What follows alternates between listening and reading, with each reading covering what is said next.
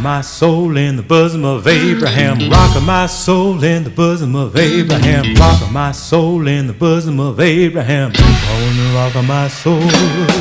Rocking my soul in the bosom of Abraham. Rocking my soul in the bosom of Abraham. Rocking my soul in the bosom of Abraham. Everywhere I go, I'm gonna let it shine, let it shine, let it shine, let it shine. Amen. That's the one thing we haven't done today, was to sing a spiritual.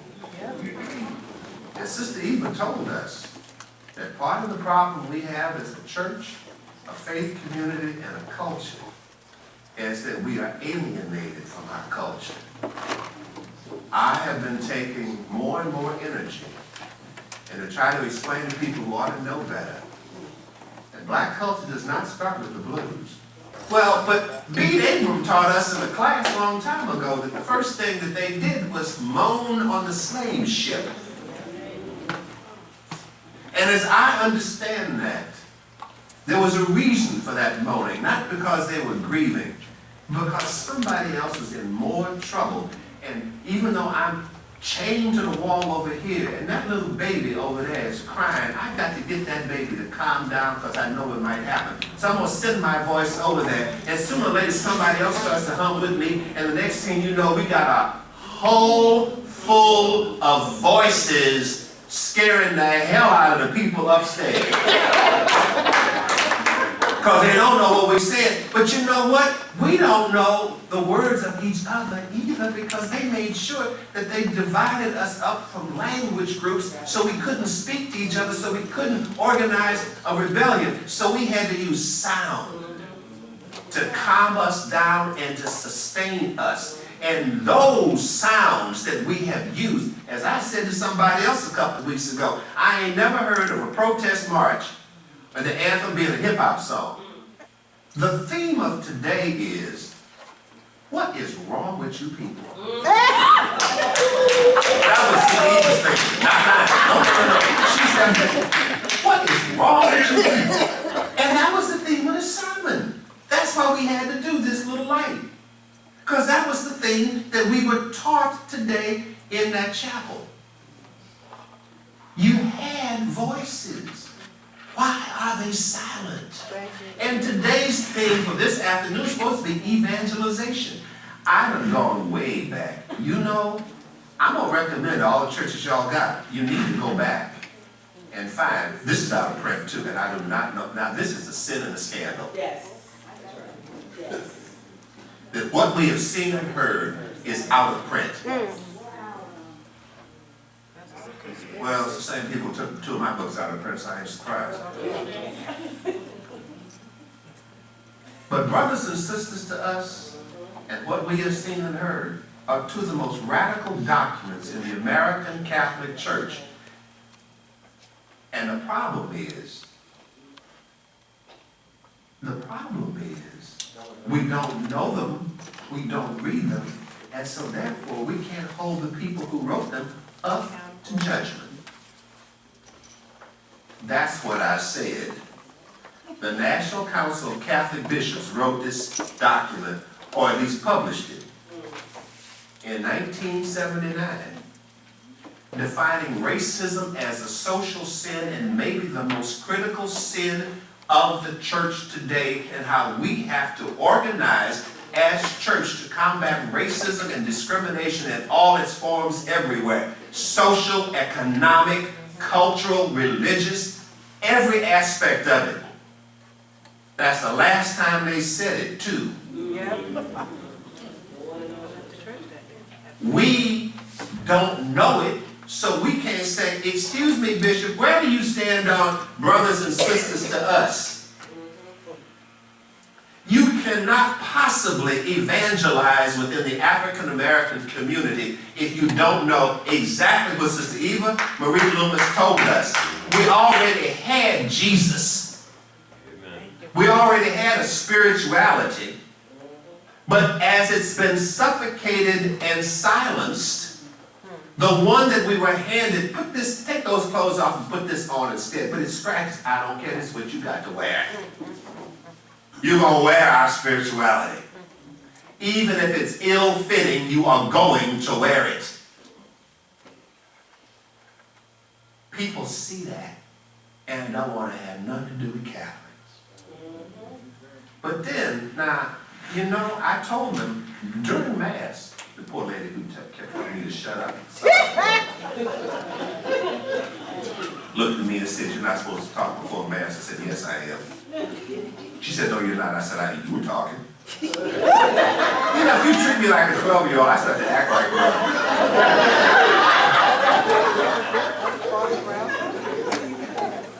Here's a fact. You got all them bishops up there. Now about 4 of them up there dead. Yes. They are. I counted off of the website for the National Black Catholic Congress webpage. I don't know what made me want to say the National Office of Black Catholics. Oh yeah, I do. I'm getting to it. Yeah. I looked at the webpage and I came up with the names of all, and I discovered a black bishop I didn't even know we had. The one over there in Brooklyn. The Haitian. Yeah. And I suppose since he is Haitian, his name ain't Guy but Guy Saint-Cyrique. Now, he was ordained a bishop in 2006 and retired in 2010. So that means he was almost 72 years old when he was made a bishop. Not a very active life as a bishop. And then I went through the whole list.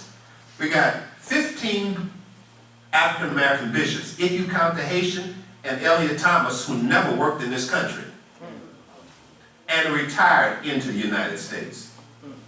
Well, yeah, Virgin Islands, yeah, it's a protectorate, but I don't count it, so that.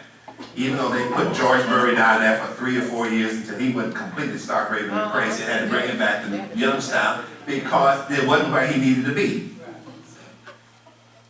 But then you can say the same thing about Gordon Bennett in Jamaica. Gee. Now I listed all 15 of the ones who are alive, and I counted 6 who are retired. 6 from 15 is what? 9.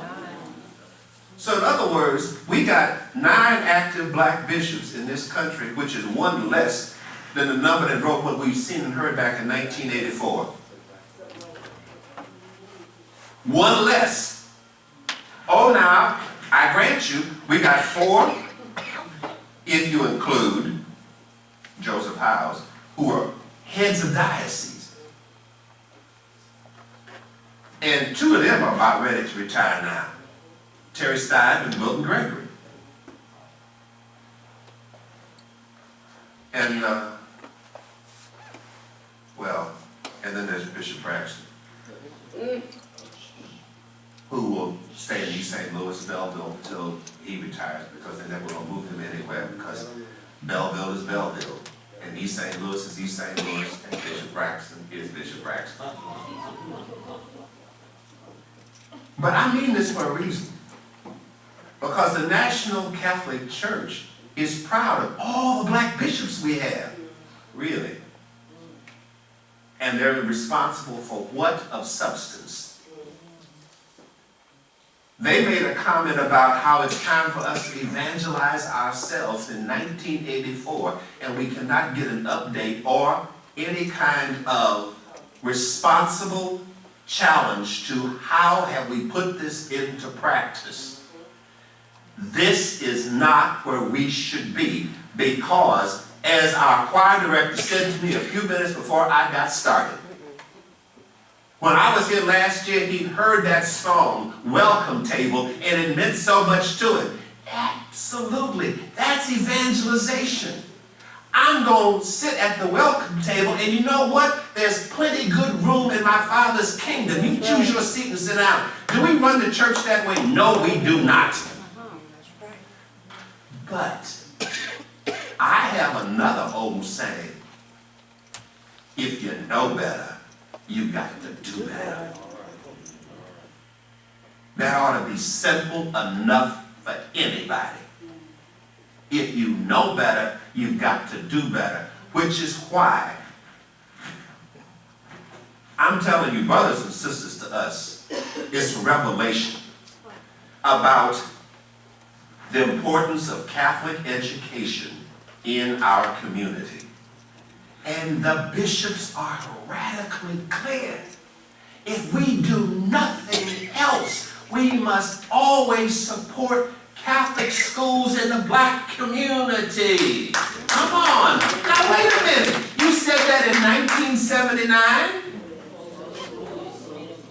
And where are the schools closing? Now, evangelization, they say, the Vatican document says it, that one of the very first ways to do a good work of evangelization is the increase of vocations. Now, there is nobody ever in the Black Catholic Church more important to us than Cyprian Davis. He has told the story. And he goes, and you know Cyprian, he don't want to be shouting and bouncing around. He's just going to tell a little here, tell a little there, and then kind of laugh a little.